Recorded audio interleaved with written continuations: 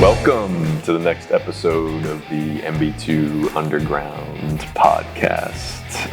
Unfortunately, don't have my partner in crime with us today, Miss Sarah Kiefer. She's off hiking in the wilderness of Utah.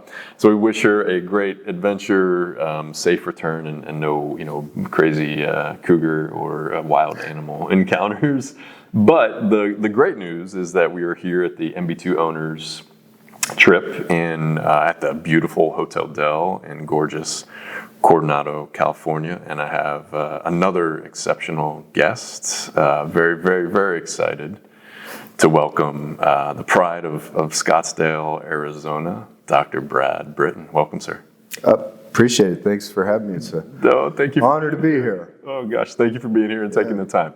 So again, this podcast is just designed to be about entrepreneurship, leadership, business, economics, like all the things that you have done, you do on a daily basis to create your business. And it's really special to get to talk to entrepreneurs. So I've got a lot of questions about your business and such. But to kick us off, I think the most important question I have for the day is I have to know who, in your opinion, is the best Oklahoma football player of all time. I did a little Keith Jackson there for you. I don't know if you caught that. I almost caught it. It was close. All right, I'm going to go with Marcus Dupree. I've got him. I don't know if everybody's going to know Marcus Dupree. They should know Marcus Dupree. Man, it was more raw talent than you could ever dream. Now, he didn't have the mindset. He never made it big. Never made it made it in the pros, but he got homesick. Yep. Went back to home. Didn't get along at Oklahoma, but man, if you ever saw him run the ball, like I was maybe early teens whenever he was there, and it was every Saturday. If you could just watch Marcus run the ball, unreal. It was unreal. It was Bo Jackson level. I mean, he was a freak in nature. There's a long list. I mean, you got Billy Sims, Steve Owens. So it's kind of hard to pick one. And but man, I think if I could rephrase the question as the one that isn't obvious. Yep. Man, Marcus. That's a great answer. That's a great answer. So the 30 for 30 of Marcus Dupree is incredible. Yeah. And if listeners, if you're in the college football and you haven't seen the Marcus Dupree 30 for 30, it is a must watch. It's a cool story. Like Bo Jackson, the guy was a specimen. Philadelphia, Mississippi, small town, Mississippi. That size of a man running that fast, there aren't many options. We haven't really seen it. And do you think Peterson was sort of the second coming of that in a way? He wasn't quite as big, but totally different. Yeah. Totally different. But they called him all day because he wasn't going to quit. It was just he's going to bang you all day. I love it. And now he actually panned out at every level and was, pretty strong psychologically and that kind of thing and was made for it. But yeah, I mean, Adrian Peterson up there, Yeah, man. More of the modern day guys. How do you feel about the Boz? I love the Boz. My dog's named the Boz. As a young kid in Plano, Texas, played Little League football starting in third grade, and he was my hero. He created that persona, and it was it was the best. But modern day right now with all this NIL, he would have been just normal. He started that. Don't you think he was kind of the instigator? It's no better to be ahead of your time than it is to be behind. Right, unreal. And he kind of got beat up for it. But his 30 for 30 is fascinating too. So anyway, well, thank you for humoring me with that. But we got some special OU football insight, so I had to ask the question. So it sounds like OU Dental School was an absolute blast. Multiple. I wouldn't say that. Sounds like you all made fun, right? Well, maybe it was so intense you had to do stuff to have fun. Yeah. So we have multiple MB2 partners that are OU grads. So I've got a few stories to ask you about. So first one, and we can credit Dr. Mose for this. And we just talked to him about 20 minutes ago, but I have to ask. So you lost a bet in dental school. Which one? Well, you only gave me one, but I'll find out the other. Okay. About drinking a gallon of milk. What walk me through that. What happened? Did you really think you could do it? Well, yeah. So I'm going to timeline it. So this was, when did we start that? 1998, 1999. So the World Wide Web was out there, but maybe this information wasn't on it yet or something. because it was new. This is when internet was new, but apparently you could just look this up and see that it's humanly impossible. Yeah. And you just didn't believe so anyway, I was sitting. Eric Castillo is another MB2 doctor, and he sat right across from me in lab. And so Stephanie Clark and Eric Castillo there, and they're talking about how it's humanly impossible to drink a gallon of milk in an hour. And I'm listening. I'm like, I'll drink a gallon of milk. Yeah, right. I drink a half a gallon every setting. Just give me a few cookies. Milk, And I was like, it's not impossible. There's no way it's impossible. So there's this big bet, and it's right before finals or something. And it is purely like, okay, meet me in the schoolyard. It might have been as blatant as under the flagpole. Yeah. But when we get there, there's no less than 50 attendees. I love it. And so it's game on, and they're talking about, all right, here's a gallon of milk. And I'm like, I got this. This is nothing. And so I start drinking this thing, and you can look it up on the internet. It's humanly impossible to do this, but I couldn't look it up at the time. But anyway, I start chugging this milk, and I'm feeling good. I'm making good time. I'm trying to time out, all right, how much do I need to take every whatever to get to an hour? And so I get it's 50 minutes. I'm thinking for a brief second that I'm going to make it. And I get about an inch left in that gallon of milk, and within 10 seconds, I turn completely green.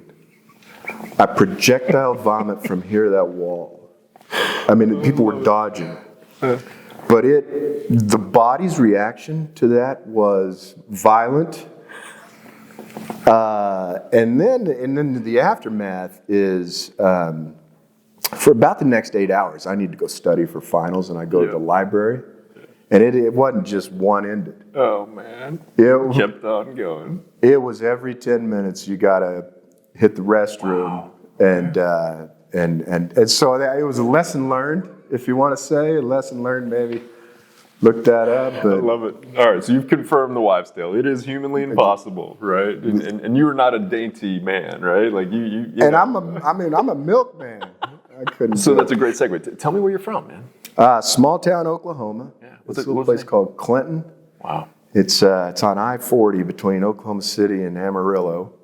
About 8,000 people. You'd only know it if you needed to pee. Yeah. You just drive through it and never even recognize the place. But it's a small town, but a good town.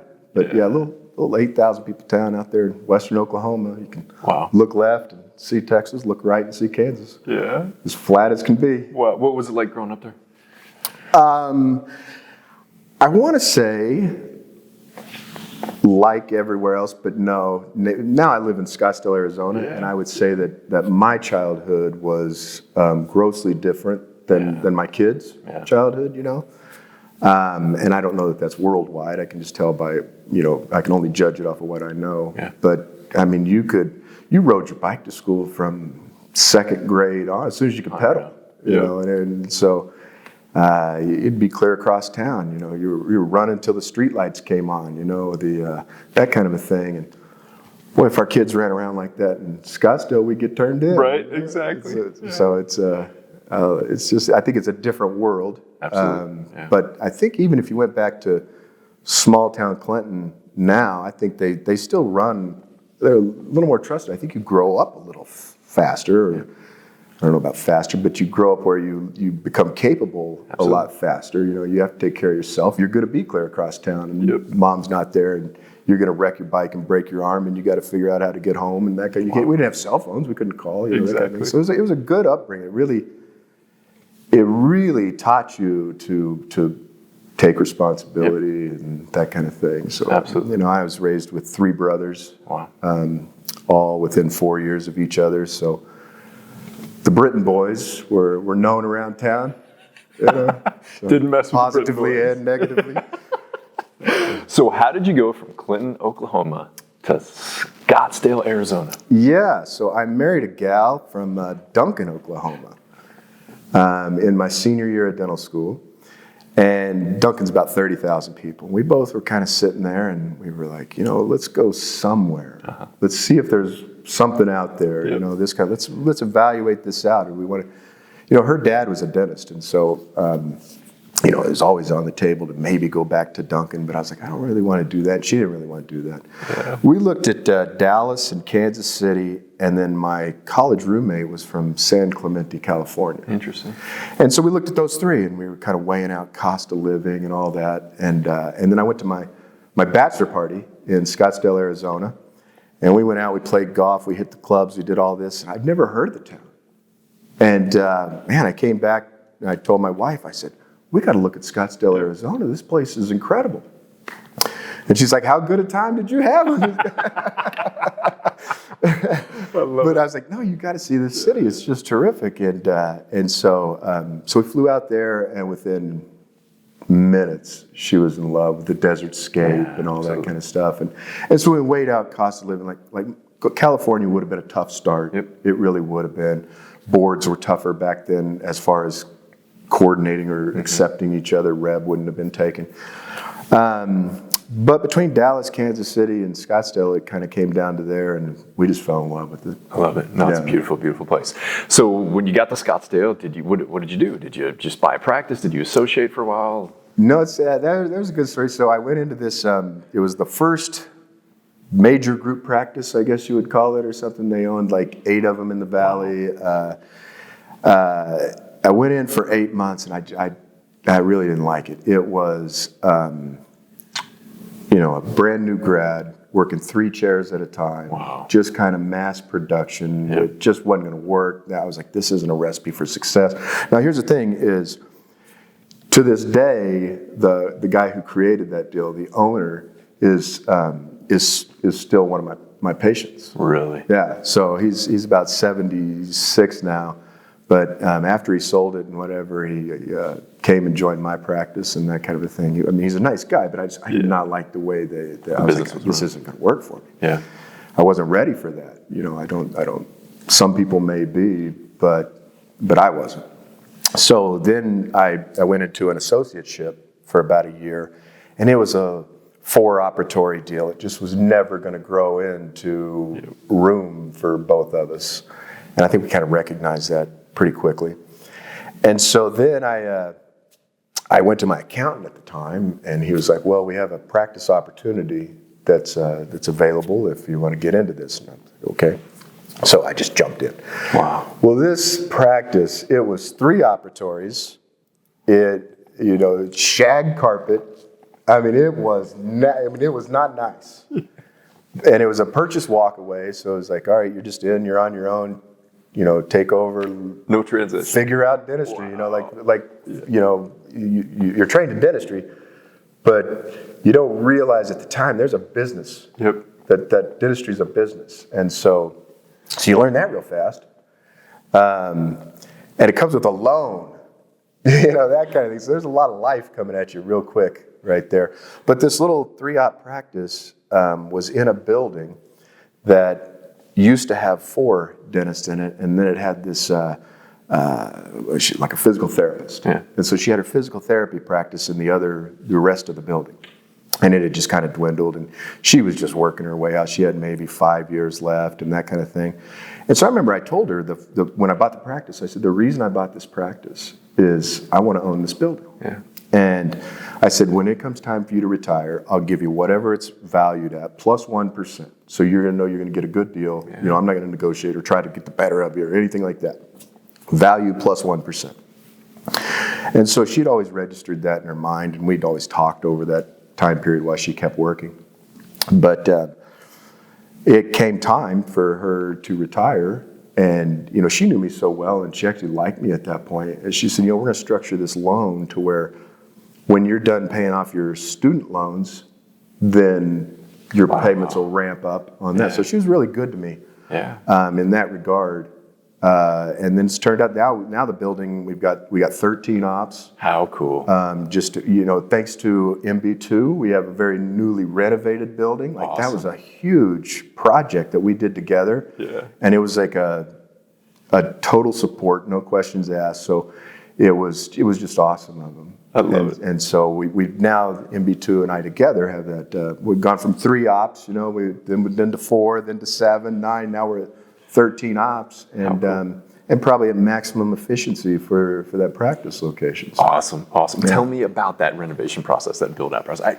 What details were you really into, and were you picking out tile, or were you? That's what my wife's for. She would let me pick out tile. That ain't gonna work either.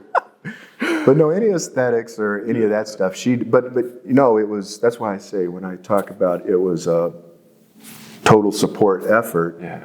It was hey, go get what you want, go make this what you want, and so it was very much I felt a self-initiated, or I don't know what the wording is, because I guess we initiated it together, but it was very much go build the practice, go do what you can, and we're here, and just run it by us and let us know, and that kind of thing. We did this project, we did it in 4 months. Unreal. And it was on time, on budget. Wow. Like you don't even hear about that in the construction world. Doesn't exist, yeah. And it was just terrific. So that's awesome. Yeah, we have the best facilities team in the business by far. Man, that's fantastic. So did your upbringing in Clinton help you be so successful in Scottsdale?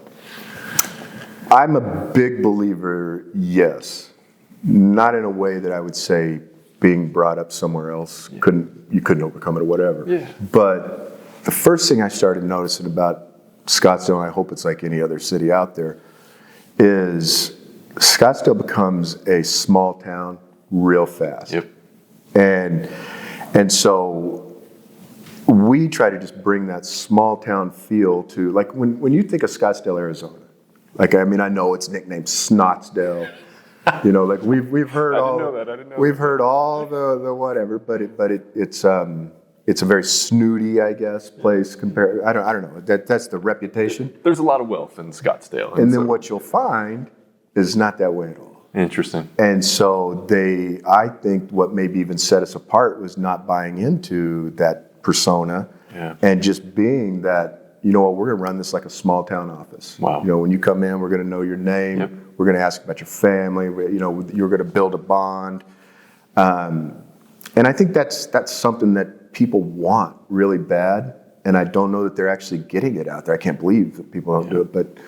But it takes a little extra effort, And I think in a small town, it's crazy. I'll drive down my street in Scottsdale or whatever. I still wave. Like as I'm driving, like nobody's doing this back. Maybe this isn't something you do. But every car you pass, I'm sure on 40 in Clinton, you wave, right? You wave. Well, because you're gonna know them, and it's kind of one of those deals where you are your reputation, and your reputation is at stake, every day. And so when I say small, Scottsdale becomes a small town. I'm actually relatively well known in the town there and around. And then, that reputation is everything. So you don't do anything to jeopardize that. But those small town values really, I think, are what created, our practice, different than the other practices that I remember. I used to say they specialize in 6 through 11. It's like, man, that's all you do, just makeovers, the whole thing. You got enough to do, that kind of thing. Yeah. But no, so that's the foundation and the philosophy of our practice is just rooted in, what would you do if you're in Clinton, Oklahoma, and you're going to go to the grocery store tonight, and you're going to see these people, and then you knew their aunt and their uncle, and then you knew this kind of thing. So we just treat every patient that way. That's some really unique magic special sauce, right? That's cool. I hope so. Yeah, that's cool. That's fantastic. Great. Those are the things you don't learn in dental school, right? Those are things that percolate up from childhood and parents, and kind of the whole ball of wax. That's really special in these.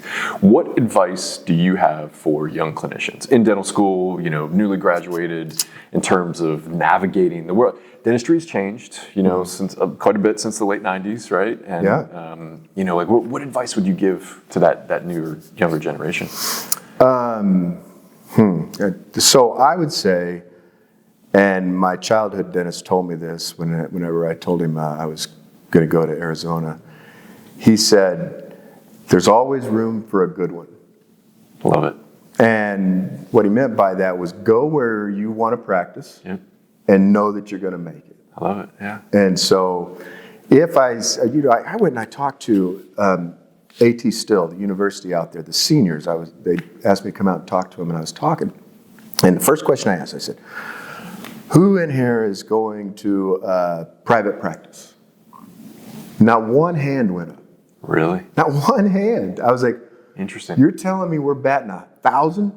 Like nobody's going to go into private practice. And I think they're educated now that they can't. So yeah. I think the DSOs may be different than MB2. These guys are going in and educating them that you have to go out and get your gloves wet. You have to go do something. Then you can pursue a goal. Because one, $308,000 is the average student loan graduating. I don't know if that's right, 2 years ago. Yep. But $300,000 in debt, right? So you're going to come out, you're going to go to a new town if you're like me, and then you're going to rent a house, you're going to need a car just to get to work and live. And then is a bank going to give you $700,000, $800,000 to buy a practice or whatever? You're going to be $1 million in debt and not even have a paycheck. Yep. Day one. And so maybe they're right in educating them that they can't do it. Maybe the world is prohibitive to that, but the old, I'm going to go associate with an older guy and I'm going to get my bearings and then I'm going to purchase the practice. That model. So for somebody coming out now, I think it's tougher. I think it's a lot tougher. Yeah. But it's not undoable. Not at the level of 1,000% of nobody's going to try it. Exactly. So the ownership in dentistry is going away. I think you're going to see that ownership goes away in the next brief period. I mean, I would say fast period. Yep. Yeah, and there's ways that can be done that protect the beauty of dentistry and that kind of the doctor-patient beautiful relationship like your practice where you know everybody's name, you know what's happening with the family, and there's ways that it can be done that aren't that, right? Well, I would ask you to try to use your own examples. Are you getting that level of interest in that patient's life from somebody who doesn't own the business? Mm-hmm. Great point. And so for the future of dentistry, if you go big perspective, what level of interest are these people going to have? I mean, I think the writing's on the wall. Yeah, and that interest level translates. I think it's something very, very much for the profession to consider. But without ownership capabilities, I mean, I don't think in any way that benefits the industry. No, I 100% agree. 100% agree. Dr. Brittain, really appreciate you taking the time to chat, man. It's been a blast to talk to you. Yeah, you bet. Thanks for sharing those stories. Easy. It is now memorialized. Right? Yeah, great. But remember, payback is hell. Oh, I'm going to go get your colleagues. We'll be talking to them. I just left them at breakfast. I'm going to be back over there. Awesome. Well, again, thank you. Appreciate it. Have a blast here at the Owner's Trip. We'll get to hang out a little bit. Listeners, thank you so much for joining us for another episode of the MB2 Underground podcast. We will catch you next time.